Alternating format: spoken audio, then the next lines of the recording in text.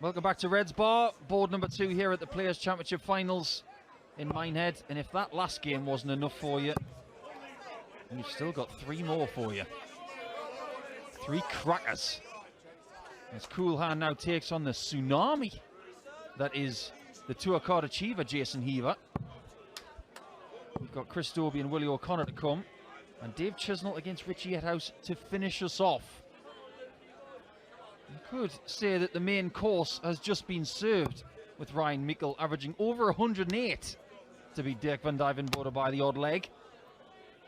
But the favourite in this one should be Luke Humphries, the 19 seed, after making 3 finals in Players' Championships this year.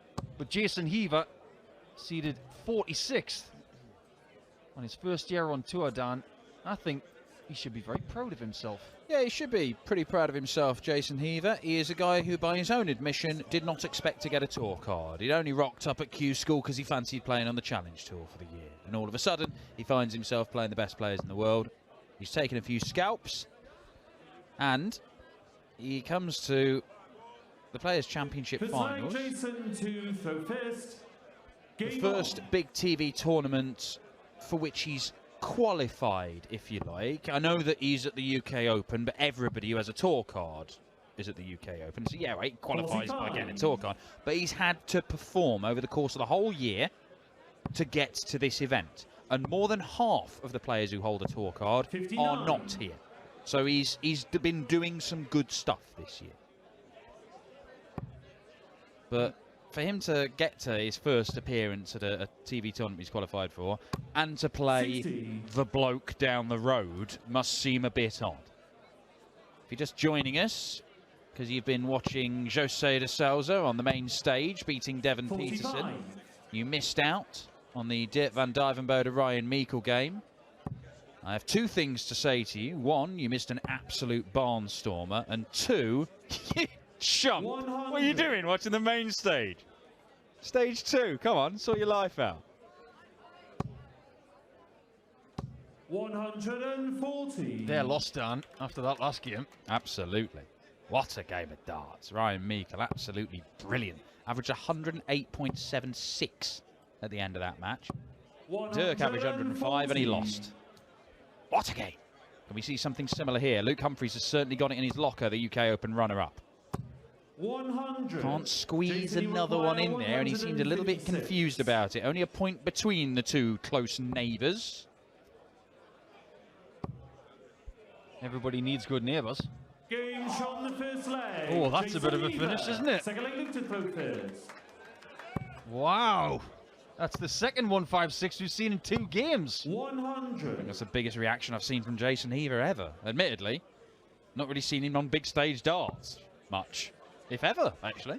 Well, he's trying to outdo Martijn Kleermaker on the old hexagons with the Lot old of blockbuster hexagons. shirt. there. Yeah, a lot of hexagons in darts right now. You'll see this not just in the darts design, a lot of darts shirts. The hexagon is the go-to polygon for darts 95. designers right now. I'll have a win, please, Bob. Yeah, well, It's a very unusual setup he has with these dumpy darts. It almost looks like something that Peter Wright would use 100. as an experiment. yeah, they don't look like darts that your average player could throw with any reliability. 59. They look like really sort of idiosyncratic darts. You'd have to really get used to those ones. Short little things, fat ones, short stems, quite small flights in the end. 140. I don't know whether you're aware of this, Dan, but as it stands currently, Jason Lowe is in the World Championship 140. because Dirk van Duijvenbode was the top qualifier, or one of the top qualifiers, by getting, or by someone making the top 32. 95. It looks like Luke, you acquire Jason Lowe is currently in the 107. Worlds. Interesting. However, with Dirk losing that game, somebody could quite easily overtake him. Double 16 for Luke Humphries. 91. Not there. Jason Heaver will have a look at the 126, which compared to the 156 is simple, surely. Oh, no, it isn't. No, I was wrong. There's the pitfall. If only you could take 119 in 2 darts. 31. Luke, you acquire 16. Humphries has got to get a hold of this. 12. And that is really going to upset him because it's all been a little bit Jason, you require fractious so 95. far. He hasn't got anything to cheer on, whereas Heaver will fancy this. Well, that bullseye's blocked. Is it, though? I mean, 61. probably. It wasn't even close. Luke, you We'll require never 4. really know. Double one. No score. Oh no. Jason, you Jason require Heaver 34. is now looking at the most neglected double on the board. Double 17.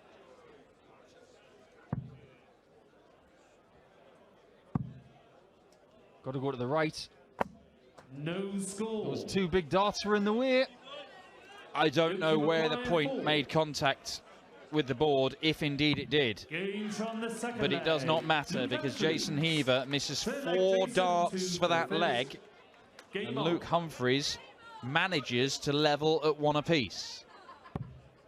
Jason Heaver's going to Ali Pali. And if you'd have offered him, because I think you did the interview with him, 100. didn't you, back at Q School? Yeah, I was there, yeah, spoke to him. So you were talking to him back in January. If you'd have said to him right there and then, you'd be at the Players' Championship Finals, well inside the top 64, you'd be at Ali Pali. Imagine his reaction then to that. I genuinely, I don't think he'd looked beyond the end of that day or that week 100. because he was one of the guys to pick up his card. It might be the first day he won it outright at Q Oh, School. that was Kirk Shepherd. It was Kirk Shepherd. Might have been the second day. 140. But he hadn't looked beyond the end of that week. He had no idea whether he'd be able to get enough time off work to play the tour. He probably hadn't. He may not even have known how the qualifying for the Players' Championship Finals worked. 50. He certainly had no idea about what his year would look like and where he'd have to be going, what he'd have to be doing. He just had no clue 57. because he didn't think it was going to happen. But he played some excellent darts over the course of Q School. Very consistent stuff as well. And this is a good visit. Really good visit from Jason Heaver. 180. Luke, you require 170. 85. I don't know how he got that in. Jason, you require 71. I think he's a magician. 18 for tops to get the lead back on throw. 31. Chance for Humphries to pounce Luke, in a you game that has require not been 85. set alight yet. Double 14. 71. The outer ring is Jason, you repelling require his 40. darts most of the time. He's not happy. Yeah, he is having Games a on the mare third on the leg. outer ring Jason at the minute. Heaver. Luke Fourth Humphries leg, and Luke Jason Heaver Heaver takes game on. advantage. 3 legs into it. Only holds of throws. So even though Luke has been wasteful 85. at times in this game, and I can see him looking at his fingers there. He's blowing on his hands. I assume he's one of the players who's evidently struggling a bit with how cold it is. But 100. the only thing you can do is get on and find a way. Because if it gets stuck in his head and he goes, well, I can't play, it's too, my hands are cold, I can't fit, it's not going to happen, you're going to lose this game. And you won't have another opportunity to find a way of getting over it. If you can deal with it better than the other guy, you're actually at an advantage, whatever the 125. situation is. Whether it's a noisy crowd, if it's cold, if it's hot, if you're playing in Dubai in the wind. Then if you can deal it with it better than the other guy, then you're actually at an advantage. You might not be able to play it 100% your best, but if you can get closer to yours and he can to his, it's in your favour.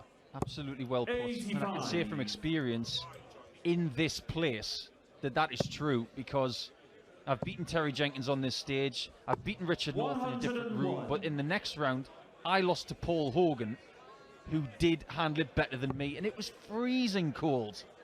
But I didn't complain about it because it was the same for him as it was for me. 44. Luke, This you year, require 170. Humphries has had a breakout season. He hasn't got a win. He's been awfully close. 96. Jason, you require 147. Even when he's not been winning, he's been further convincing me that he's going to do astonishing things in this game, Luke Humphries. He really is an incredible talent. 59. Luke, you require But he's in a battle 74. in this game. He is obviously not happy. He's having a real trouble on the doubles. 34. And again, he's missed that by a long, long way. Jason, you require 88. Is this the point where Heaver does create a two-leg cushion? He's got double 14 now. And he doesn't miss. He's looking more clinical on the outer ring, and that could be the separator between these two. The winner of this one's taking on Ross Smith, who was very clinical on the doubles in the early portions of his match earlier with Rusty Jake Rodriguez. 140. Well, 3 out of 8 on the doubles for Jason Heaver. He's being made to look incredibly efficient compared to Luke, who is 1 out of 12.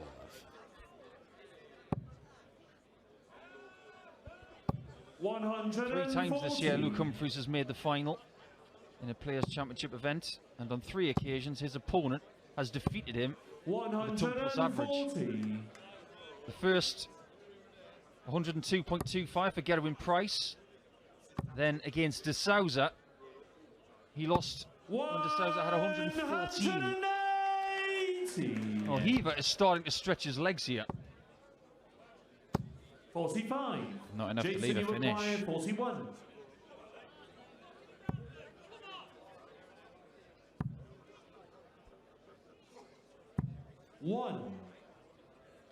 Well, he'll probably be relieved. I bet he didn't realise Luke Humphries wasn't on a finish when he was throwing at that 41 checkout. He'll know he's on a finish now. 40.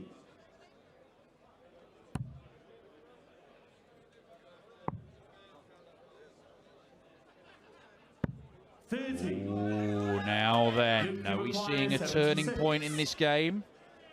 Got to get fired up if you hit this. 56. Oh, that had a chance, it just dipped at the end. Jason, you acquired 10. You can see the disappointment on the face of Humphries as Heaver gets a 3rd bite of the cherry.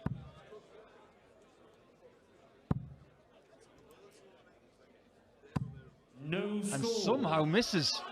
Luke, you acquired 20. Games from the 5th leg. He's Luke lucky, Humphries. he wipes the brow. 6th Somewhat leg, illustrates 2 what this fifth. game has been about Game for him on. so far. He's very fortunate to be just 1 behind, but instead of being a tsunami against 97. Luke Humphries here, it's more of a ripple. Yeah.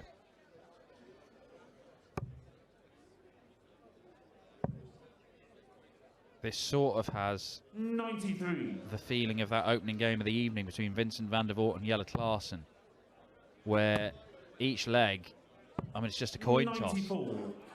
Humphries is missing so many doubles. Heaver has now started to join in because he thought it looked like a fun game.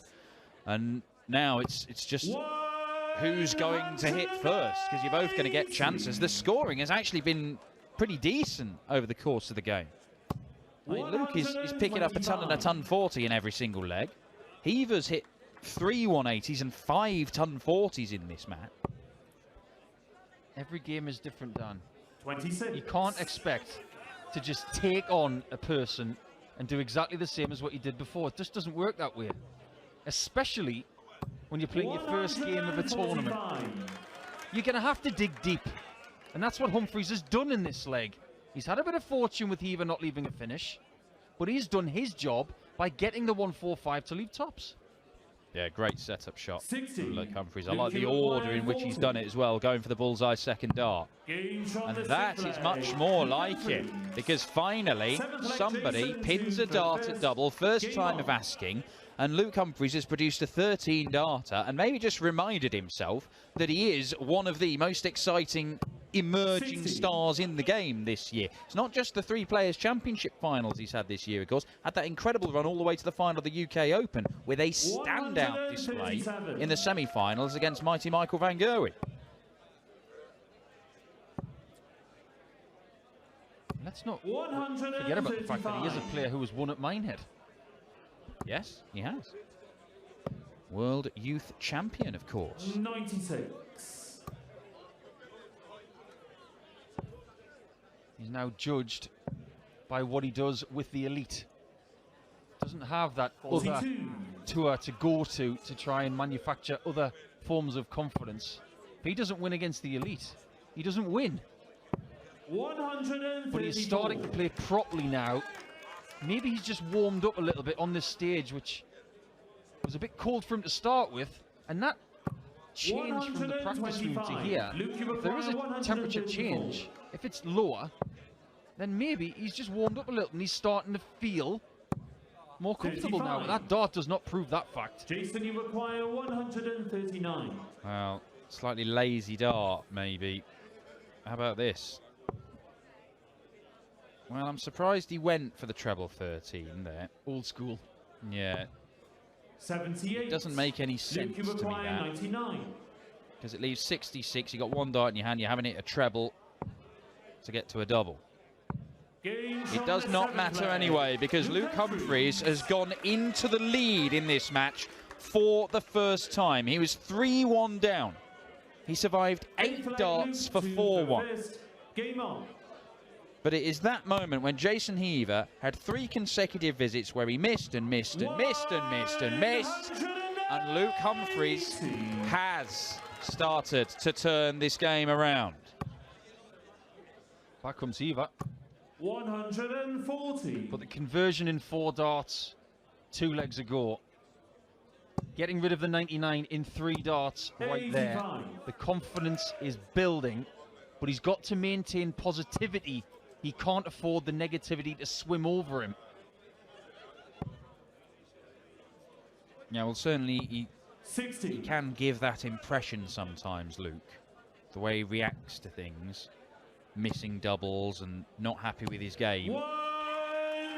But everything is going in the right direction right now in this match. He can forget about the first 5 legs where he's missing and missing and missing doubles. 80. Because he's hitting them now and he's hitting the big scores as well. This is the Luke Humphries we've seen for most of this year.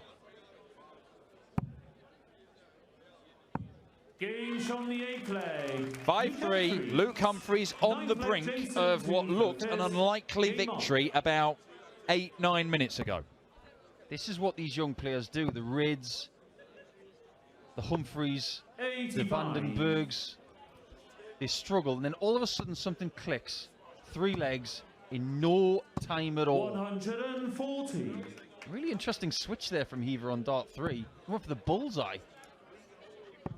Now, I mean, we've talked about the benefit of the bullseye and how that can come 60. into play later in the leg. We've also talked about getting to numbers you can finish, even at this stage. Well, he's left 3, 5, 6 there. 140.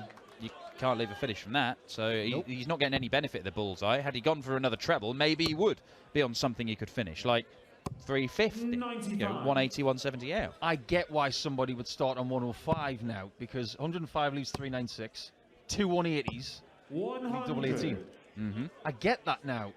It took me months to figure that out. But now Humphries is just bulldozing his way towards the finishing line. And he deserves a lot of credit for taking things on the chin in this match, but ultimately being the better player. 57. Well, Luke Humphries' Jason, you main require battle in this game has 160 been points. against himself. Jason Heaver was taking advantage in the first half of the match. But Humphries has started to win that battle with Luke 99. Humphries Luke, you require 64. and has left Jason Heaver trailing in his dust when he's really got going. Match dart. 48. Match dart missed. Jason, you require 62.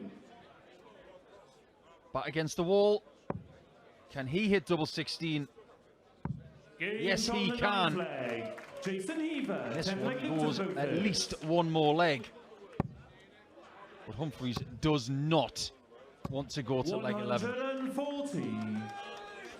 I mean, somehow, Luke Humphries is now averaging 93. It was 10 points less than that, because the last few legs, as he started 60. to hit doubles, everything has got better. The scoring, the rhythm, his general demeanour. I know it's easy to 58. look good when you're playing good. If you're playing poorly, it's very difficult to make that look impressive. But it's these irresistible kind of spells which makes me think 45. that Luke Humphries is a major champion in waiting. I don't know how long he's going to have to wait. Michael Smith's certainly having to wait a long time. 59. Don't wait, bulldoze. Don't knock on the door, bash it down. It's quite simple. Easier said than done, Nicholson. Absolutely, absolutely. But then you are a major champion, so 60. you've earned the right to sit there and spout. Oh, this is a big 180 coming in, potentially, but it's a huge pull on dart 3. He does sometimes have the tendency to lean on that third dart and drag it to the left. 60. But he has got plenty of darts to get this done. Double 16 again. And he gets it done by 6 legs to 4. Ultimately, it was that spell in the middle of the game where he was too hot to handle. I get the sense he was a bit cold on the stage at the start, but he warmed up enough to put in a very good, tough performance.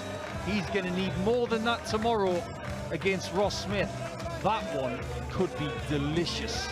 As could the next one, because Willie O'Connor tries to do what Steve Lennon could not do a little bit earlier on against Damon Hedder when he takes on two-time Players' Championship winner this year, Chris Dobie. The 16th seed is next.